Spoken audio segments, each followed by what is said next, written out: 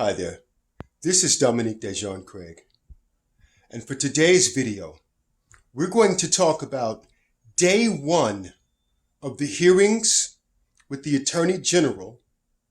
This took place today, the Attorney General Barr.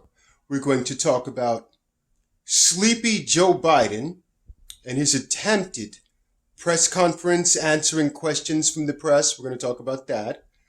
And we're going to talk about Donald Trump and his address to the nation for coronavirus. Now, all of this is significant. You understand, when they are doing their hearings against Attorney General Barr, it's nothing more than partisan attacks. It's nothing more than non-stop partisan attacks, revisionist history, outright lies, refusing to allow him to respond.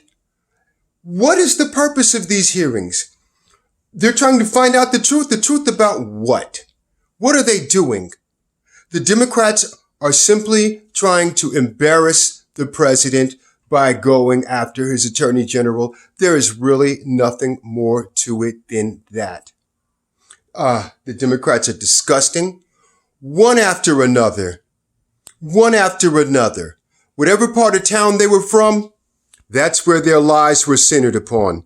Some people's lies were centered upon the peaceful protesters. Oh my goodness. Attorney General Barr, he did a really good job. I don't know if I could have held that job.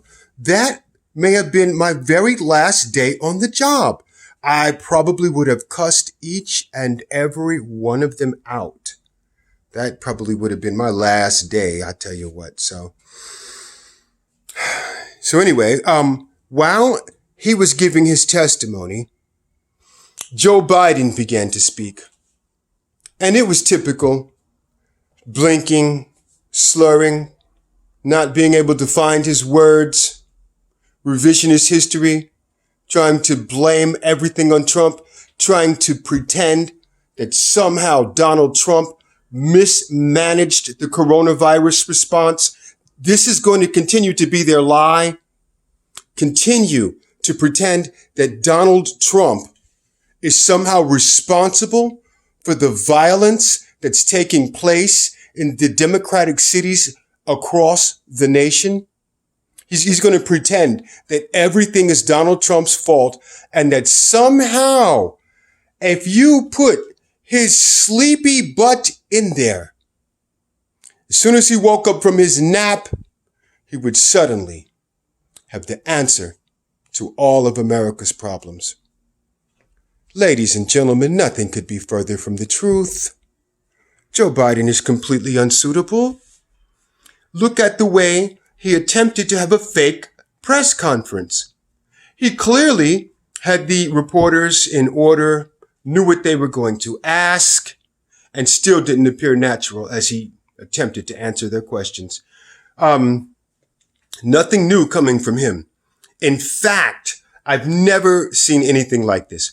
While I'm watching this man, babble, go on and speaking, the news network just left him, right? They put him up on the screen over here to the side, babbling, and they just went on and continued talking about the story that they were talking about before Joe began to speak. Now, to be fair, had they done that to President Trump, I probably would have been the first one to call foul. But really, Joe Biden, he was just babbling on and they did him a favor by cutting the mic off and putting him up in the screen so that you could tell he was talking, but you couldn't hear what he was saying.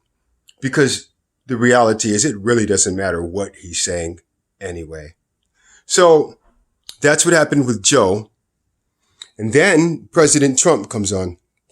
And I got to say, he definitely has a new approach.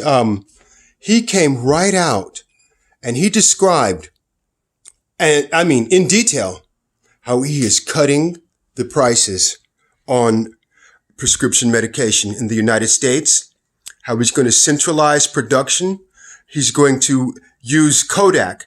Now, many people, a lot of young people don't remember, but Kodak, once upon a time, was near the top. They were like number one when it came to photography, but they really didn't make the transition to digital very well. And anyway, so Trump is bringing production back. He's bringing jobs back, all of that.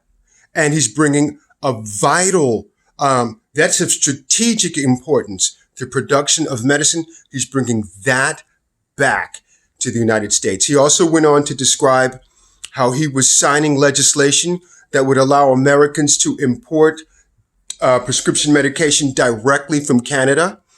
He went on to describe the actions that he's taking in the nursing homes to protect them, because as you know, the nursing homes, they really, they became ground zero for coronavirus, if you will.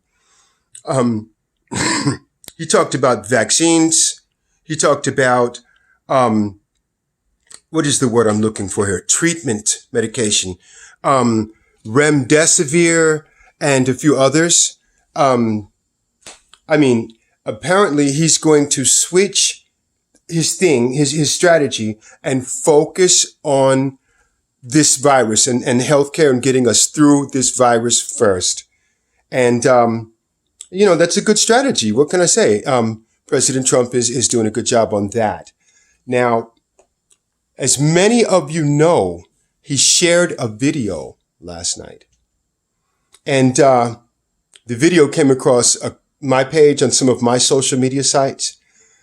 Now, the president shared this video.